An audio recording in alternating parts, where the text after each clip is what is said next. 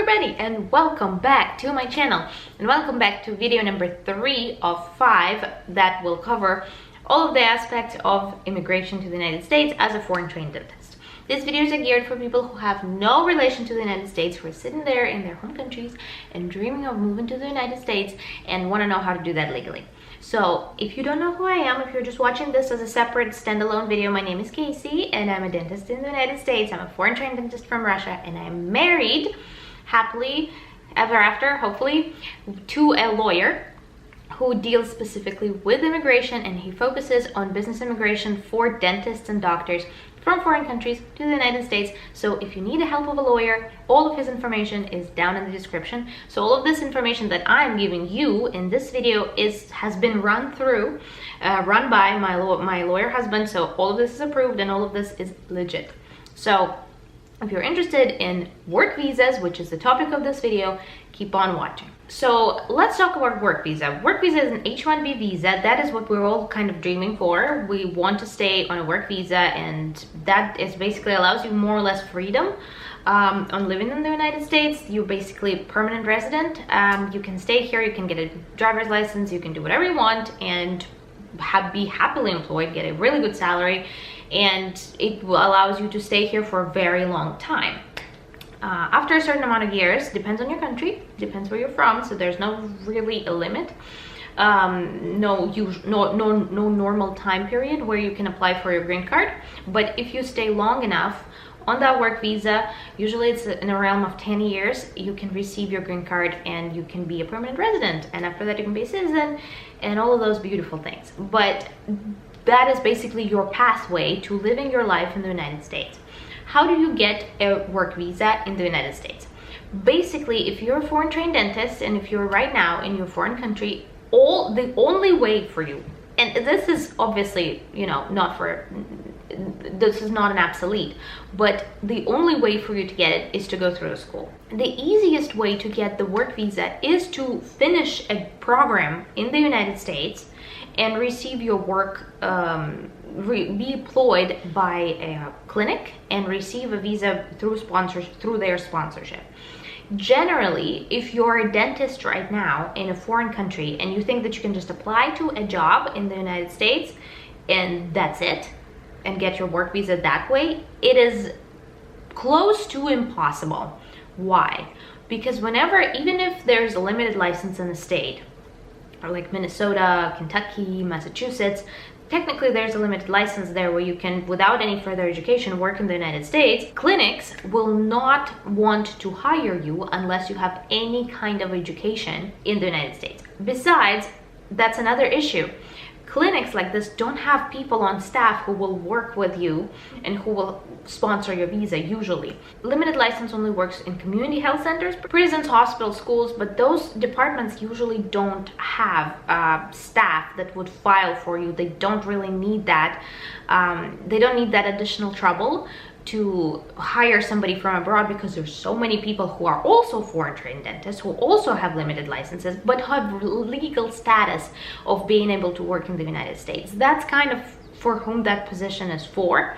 So if you're thinking that you can just kind of apply for a job from abroad and get yourself sponsored, that is most likely not the case. Obviously there are anecdotes and you will probably hear somebody who heard of somebody who have done that before, but as a general rule, I wouldn't hope for that. I wouldn't believe that that would work for you, especially, and I do talk to a lot of people who think that they can come to the United States and find a job as a dental assistant and have themselves sponsored for a work visa. I'm gonna tell you that that is a joke. Being married to a lawyer, that is not the case. That is, I never see this. We never see this as you know, working together on this. We never see sponsorship for dental assistants or even hygienists, even though hygiene is kind of a little bit easier and is a little bit more high skilled, because being a dental assistant, there are a ton of dental assistants, right? Even though there are shortages now, dental assistants is a very low paid job and it is not a high skilled job. So even if they do go through trouble of hiring a lawyer, because obviously the owner of the clinic is not going to sit there and fill out a paperwork for you, they would have to hire a lawyer and pay them a lot of money to file for you as a dental assistant, who he can easily replace with anybody else, that is not going to be the case. So if you're thinking that you can come to the United States and get your work visa through working as a dental assistant, that is impossible. Another thing, that if you think you can come and work as a dental assistant without kind of a work visa and just do that, that is also impossible. You always have to have a work visa for that. Let's just get that out of the way. To be able to work in the country and to actually kind of hope for an H1B, you need to be a dentist. So now that let's just get that out of the way. To be able to work in the country and to actually kind of hope for an H1B, you need to be a dentist. You need to be a high-skilled professional to have a chance in getting the H1B. Also, you will not be able to apply for limited license jobs that will sponsor your H1B. You may try if you have a friend there. It could be done, but it is not generally the case. It is very rare that we don't really usually see that. So let's kind of forget about limited licenses, hygienists, and assistants, and focus on getting a H1B after graduation of a dental school and working here as a dentist after receiving your American degree. Basically, for that, you will have to go after a student visa. Plus, if you had a student visa before, and if you are educated in the United States, you would have higher chances of actually receiving an H1B. So how does the process work? Once your student visa expires, once you're graduating from the school does no longer sponsor you. Basically, in that case, you go on the OTP. That's a temporary visa. Basically, it's kind of a temporary status. It's not something that goes in your passport. It's just kind of a temporary status that you will later be able to adjust to a work visa once you find a job, and that lasts a year. 1 year. You will have multiple attempts to renew that if you didn't get picked for a work visa. But with dentists, we don't usually see that you need more than a year. On OTP, you do usually get picked. So once you graduated the school, you will go and find yourself a job. How do you do that? Super easy. You go to any websites that list vacancies, and usually when there's a job listing, they say if they will or will not sponsor your visa. Sometimes private clinics sponsor visas. Most of the time it's going to be a corporation like Gentle Dental, Aspen Dental. Those are the chains that are present in the United States. They're nationwide. They have a lot of staff to actually, usually work with large law firms that file for work visas for their employees. So that would be easy for you to do, because they will have lawyers on staff to file for you. That is not always the case. It kind of depends where you find a job. But if it comes to those large corporations, they would help you out with that as well. But when you find a job like that, or once you go to interviews for these jobs, you will have to be very careful with what you are signing, because it may sound good, but there are always a lot of caveats, because remember that you are kind of desperate, you need them, and they know that. So usually the pay is much lower. Average pay is like 35% for your procedures. With the foreign trained dentist or dentists who are on H1Bs, the pay would be around 32%. So you can see how significantly lower it is. And the job themselves are not amazing. Usually you would see a lot of patients, the value is huge, and the pay is very low. Plus, they would not want you to work like next to the city in nice locations. They would take every opportunity to send you far away, somewhere where nobody else wants to work, because remember that they also employ Americans. So they also employ people who have status in the United States. So they would be more picky, and they would fill spaces with the Americans that are kind of more comfortable and closer to the city and have better clientele, better patients. They would send you far away. Another thing that you would have to watch out with clinics like that and kind of really see where you're applying to, and really read reviews of the employers, which you can find online, or talk to people who work there.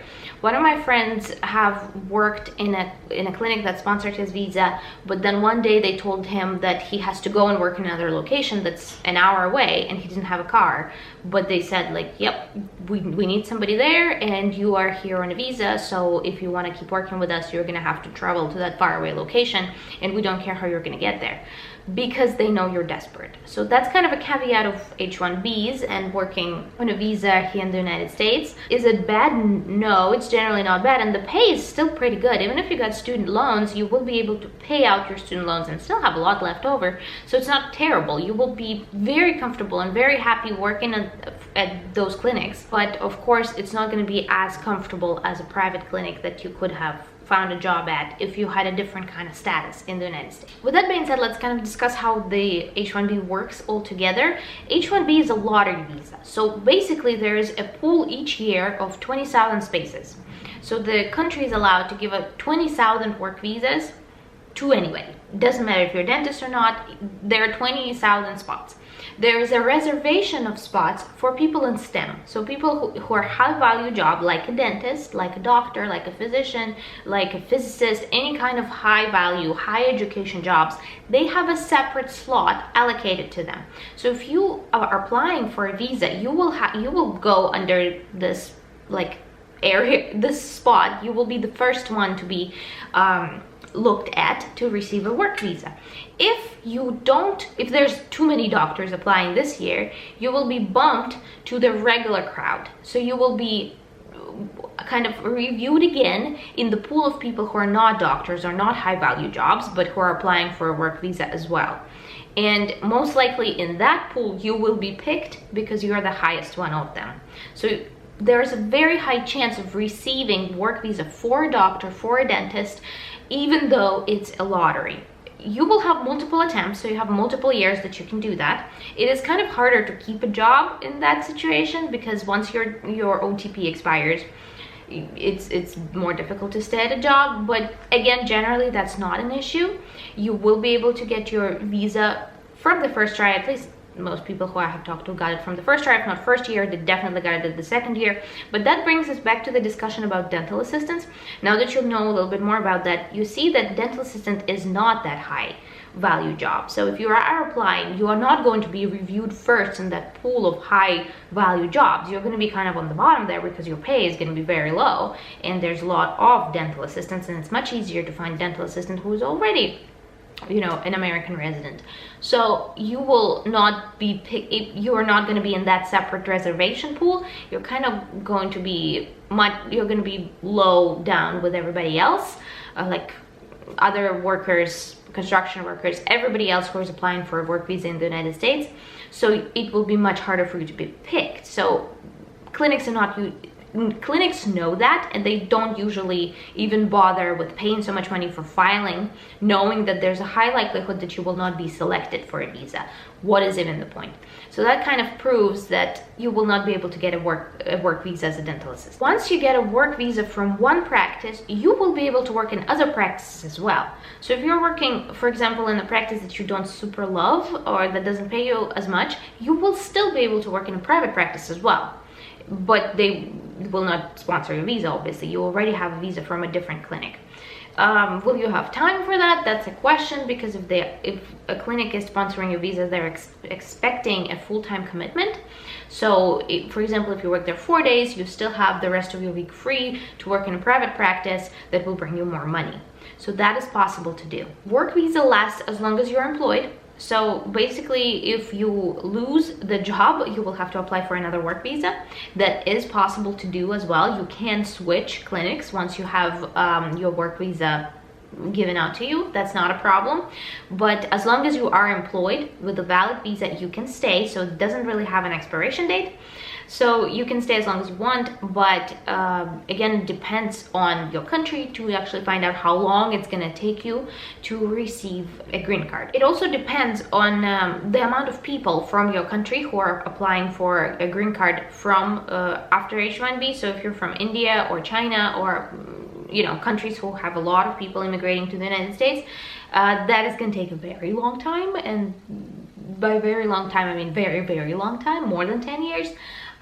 If you're from countries who are kind of more rare, smaller countries, that would be much easier for you to receive a green card. So for Russians, it usually doesn't take super long. Before the expiration of 10 years, you will most likely will be eligible for a green card. And once you get a green card, obviously you can work wherever your heart desires. You can work for any kind of private practice. You are considered basically a citizen, but the only issue is you can't vote, but every other right you have once you have a green card. And that is all I have to say about H1Bs. This is just a general kind of overview of how that works. I do have a lot of questions about that. I do have a lot of questions about getting student loans on that, but I think I'm gonna make another series just about financing the education and how you can do it with different types of work, different types of statuses.